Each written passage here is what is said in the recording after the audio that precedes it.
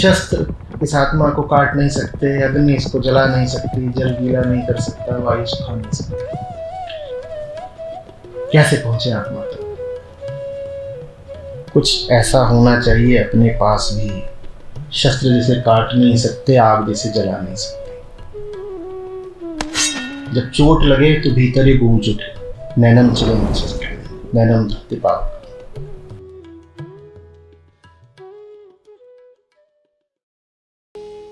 आदि शंकराचार्य बार बार क्यों कहते हैं कि सत्य को समझा नहीं जा सकता है? ध्यानपूर्वक सुनो। तुम जो कुछ समझते हो उसको क्या मानते हो? सच। कोई है यहां पे जो अपनी समझ को सच से जरा भी नीचे का कुछ मानता हो? तुमने जो समझा तुमने उसको क्या नाम दिया? सच का।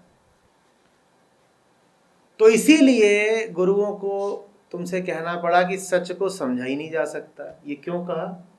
ताकि तुमने जो कुछ समझ रखा है तुम उसे सच मानना छोड़ दो। तो तुम जैसे ही जाओगे गुरु के पास, तुम कहोगे कि मुझे ये समझ में आया है, वो कहेंगे अगर सच होता तो समझ में आता नहीं, इसका मतलब तुम्हें जो भी समझ में आया है वो झूठ है। ये अहंकार को तोड़ने की विधि है। हम जिसको अपनी समझ कहते हैं वास्तव में हमारे निष्कर्ष होते हैं, और हर निष्कर्ष छोटा, झूठा और अधूरा होता है, और हम उसको क्या नाम दे देते हैं? सच का। और सच वो है नहीं, कि सच है पूरा, और सच बदलता नहीं, और निष्कर्ष तो बदल जाते हैं। कोई निष्कर्ष देखा है जो परिवर्तनीय हो? निष्कर्ष का मतलब ही है कि वो अभी का है, टेंटेटिव है, क्षणिक है। मौसम बीतेगा, बात बदल जाएगी, मन बदलेगा, निष्कर्ष बदल जाएगा, संयोग बदलेंगे, कुछ दूसरी सूचनाएं तुम्हारे सामने आ जाएंगी, निष्कर्ष सब बदल जाएंगे। और हम हर चीज की निष्पत्ति में जीते हैं। इसीलिए महावीर जैसे महाज्ञानी को स्यादवाद देना पड़ा था। उन्होंने कहा था, बेटा तुम बहुत ज्यादा आश्वस्त हो अपने आप को लेके, तुम किंचित कदाचित शायद में जीना सीखो। ये स्यादवाद। उनसे पूछो है, वो कहेंगे शायद। नहीं है, शायद। ये उसी बात की उद्घोषणा है कि सत्य को लेकर के कोई निष्कर्ष निकाले नहीं जा सकते, और जिस आदमी को सत्य में जीना हो वो निष्कर्षों से जरा सावधान रहे, बच के रहे। दुनिया के ही बारे में निष्कर्ष निकालोगे, और दुनिया को लेकर के जो भी निष्कर्ष निकालोगे वो झूठा होगा, अधूरा होगा, क्योंकि दुनिया ही प्रतिपल बदल रही है।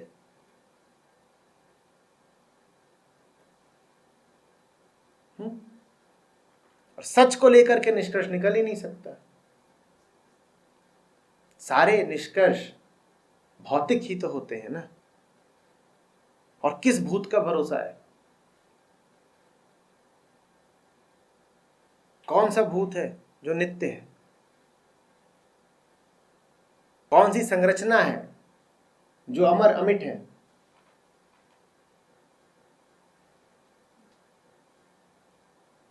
क्यों बार बार कहा गया कि अपने निष्कर्षों को लेकर के इतने यकीन में, इतने विश्वास में न रहो?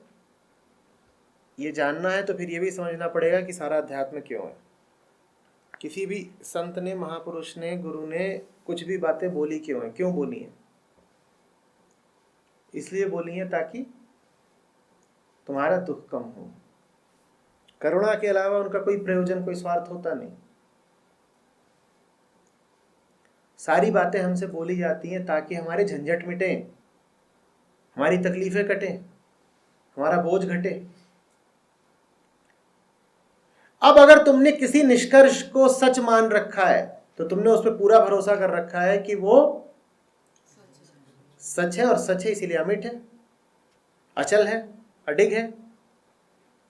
अब बताना मुझे, तुम मान लो किसी चीज को कि वो अचल अडिग है, पक्की है, स्थायी है, तो तुम्हें उस पर कितना भरोसा है? बहुत बहुत सारा। बहुत बहुत सारा। और वो चीज वास्तव में कैसी है? वो हिल भी जाएगी, डिग भी जाएगी, टल भी जाएगी, चल भी जाएगी, मिट भी जाएगी। फिर तुम्हारे भरोसे का क्या होगा? क्या होगा? क्या होगा? टूटेगा। किसी पे थोड़ा सा भरोसा करो, वो तोड़ दे तो कैसा लगता है? कैसा लगता है? हाँ, बुरा लगता है ना। कोई छोटी सी बात है, दुकानदार ने तुमसे कहा 5 मिनट रुकिए, आपका माल आ ही रहा है, और तुम्हें खड़े खड़े आधा घंटा हो गया। इतने में ही क्या लग जाता है? बुरा लग जाता है, जबकि दुकानदार का तुम नाम भी नहीं जानते, ना आगे की कोई पहचान, ना पीछे कोई वास्ता, लेकिन कैसा लग जाता है? बुरा लग जाता है। क्यों? क्योंकि भरोसा किया, भरोसा खंडित हुआ। अब तुम किसी चीज को सच मान लो, तुमने उस पर कितना भरोसा कर लिया? बहुत बहुत बड़ा, क्योंकि सच से बड़ी चीज कोई होती नहीं। और फिर जब उतना बड़ा भरोसा टूटेगा तो चोट कितनी बड़ी लगेगी? कितनी बड़ी? बहुत बहुत बड़ी। और आध्यात्मिकता का उद्देश्य ही क्या है? तुम्हें चोट से बचाना। तो इसीलिए तुम्हारे हितैषियों ने तुम्हें सावधान किया कि बेटा भरोसा मत कर लेना। भरोसा करेगा तो चोट खाएगा, और चोट लगने पे बड़ी तकलीफ होती है। भरोसा सिर्फ उस पर कर जो तेरा भरोसा कभी तोड़े नहीं। उसी को आत्मा बोला, उसी को नित्य बोला, सत्य बोला। अपने निष्कर्षों, अपनी मान्यताओं, अपनी धारणाओं, इनके भरोसे जियोगे तो क्या होने वाला है? तुम तो मान रहे हो कि चीज ऐसी है और वो वैसी है नहीं, और तुम उसे वैसी माने जा रहे हो। जो तुम मान रहे हो कल्पना है, और तथ्य आकर के कल्पना की दुर्गति कर देता है। तथ्य और कल्पना का जब भी सामने होगा, जीतेगा कौन? तथ्य जीतेगा। और चोट किसको लगी? कल्पना तुम्हारी है, कल्पना को थोड़ी चोट लगती है। चोट लग गई तुमको। अभी तुम्हारा मुंह कैसा हो गया जब चोट लग गई? तो जब दिल ही टूट गया तो जी के क्या करेंगे? वो देखो, किसी ऐसी चीज से हसरत पाल क्यों रहे हो जो तुम्हारी हसरतें पूरी नहीं कर सकती? फिर तो चोट लगेगी ना। अध्यात्म इसीलिए है कि चोट न लगे। आध्यात्मिक आदमी को चोट नहीं पहुंचा पाओगे तुम उसको 100 धोखे दे दो, वो कहेगा ठेंगा, हमने तुम्हारा भरोसा ही कब किया था? ना हमने ये कहा था कि तुम भरोसे के हो, ना हमने ये कहा था कि तुम गैर भरोसे के हो। क्योंकि अगर हमने ये भी कह दिया कि तुम्हारा कोई भरोसा नहीं, तो ये बात भी बड़े भरोसे की हो गई। हम कुछ नहीं बोलते तुम्हारे बारे में, हम तुम्हें बस देखते हैं। तुमको लेकर के हमारे पास ना कोई छवि है, ना धारणा है। तुम्हारे तो हम क्या है? दृष्टा मात्र, बस देख रहे हैं भाई तुम्हारा क्या हाल चाल है। हम कोई मान्यता ही नहीं बैठाते कि तुम क्या कर सकते हो, क्या नहीं कर सकते हो, तुम कल रहोगे नहीं रहोगे, हमारे हो पराये हो, कुछ भी हो सकता है। संपूर्ण जगत का व्यापार एक वृहद विराट संयोग है। हमें क्या पता कल क्या हो जाएगा? अभी यहाँ बैठे बात कर रहे हैं, ऊपर से हवाई जहाज आके गिरे, बम, ऐसे बहुत गिरे हैं। वही थोड़ी कहेगा कि यहाँ बड़ा आध्यात्मिक प्रवचन चल रहा है भाई, तो थोड़ी देर रुक के गिरना।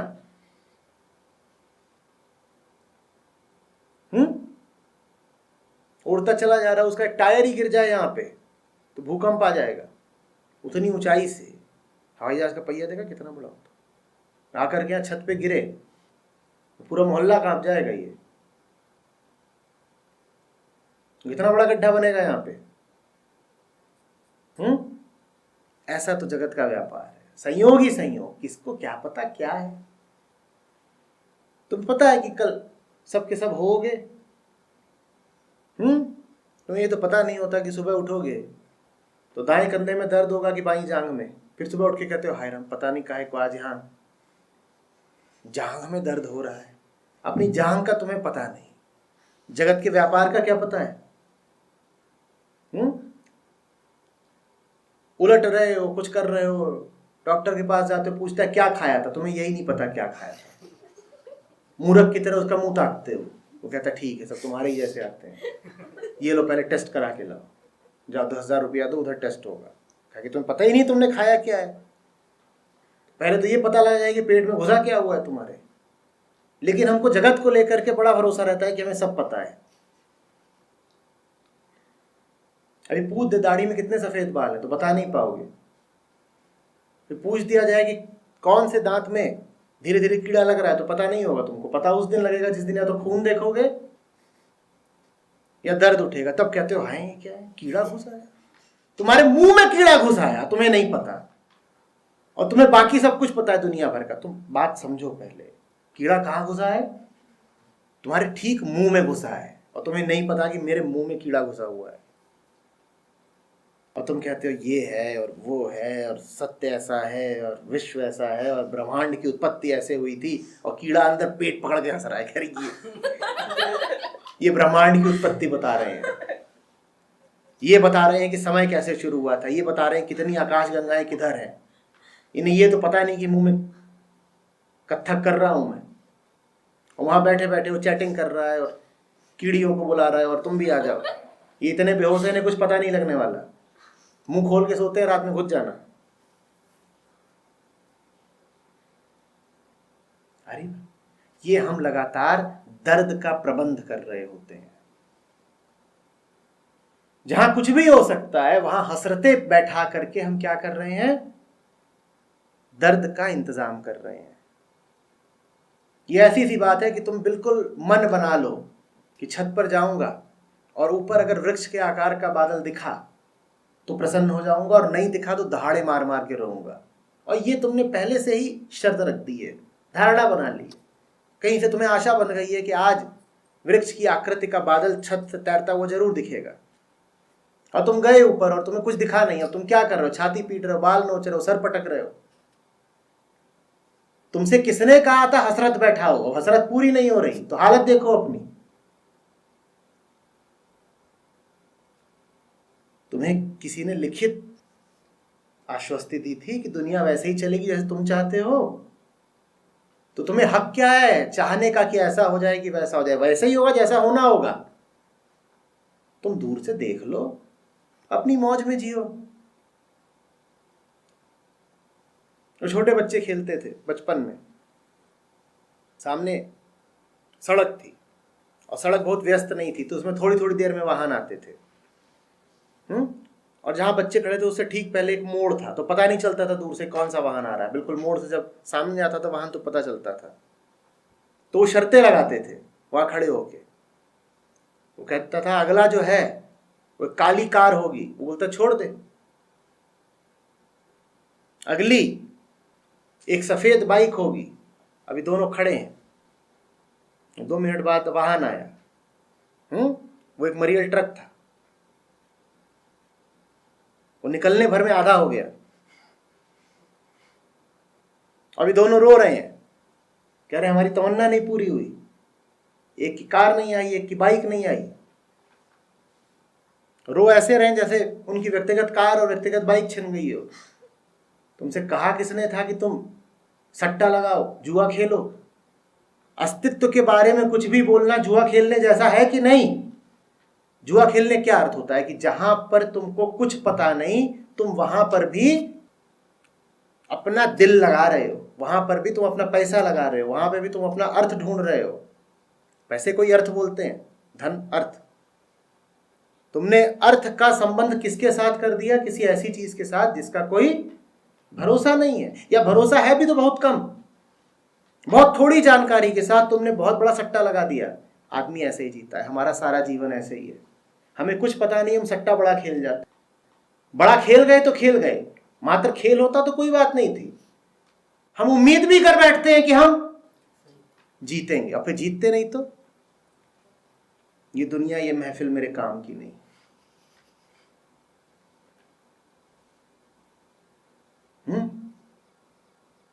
गा दो,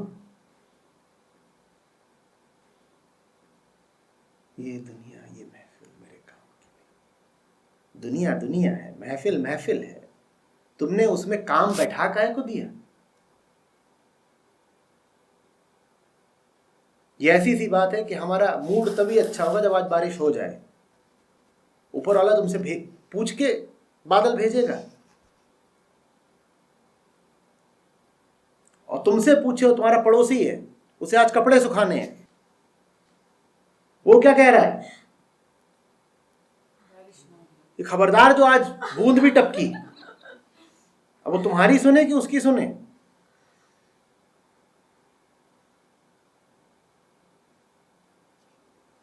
तमन्नाएं पूरी हैं। ऊपर वाले से शिकायत है, मेरी तमन्ना काहे नहीं पूरी? जो तुम चाहते हो उसका ठीक विपरीत चाहने वाला कोई ना कोई है ना। अब बताओ तुम्हारी काहे को सुनी जाए? सुनी ना तुम्हारी जाएगी, सुनी ना उसकी जाएगी। करने वाला वो करेगा जो उसे करना है, पर संयोगवश जो उसने करा वो किसी के मुताबिक हो गया तो कहेगा ये देखो दुनिया तो हमारे हिसाब से चलती है। तू मान, तू खुद अपनी कब्र खोद रहा है, तुझे अगला झटका और बड़ा लगेगा। तू झाड़ पे और ऊंचा चढ़ गया है, अब जब गिरेगा तो और चोट लगेगी। तू पाल हसरते, तू रख धारणाएं, तू कर बहुत यकीन अपने निष्कर्षों पर, अपनी बुद्धि पर, अपनी चतुराई पर। ऐसी चोट लगेगी बच्चों।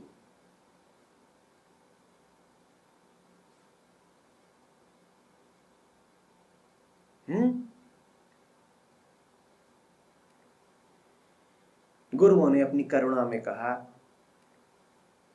मत भरोसा करना अपनी समझ पर।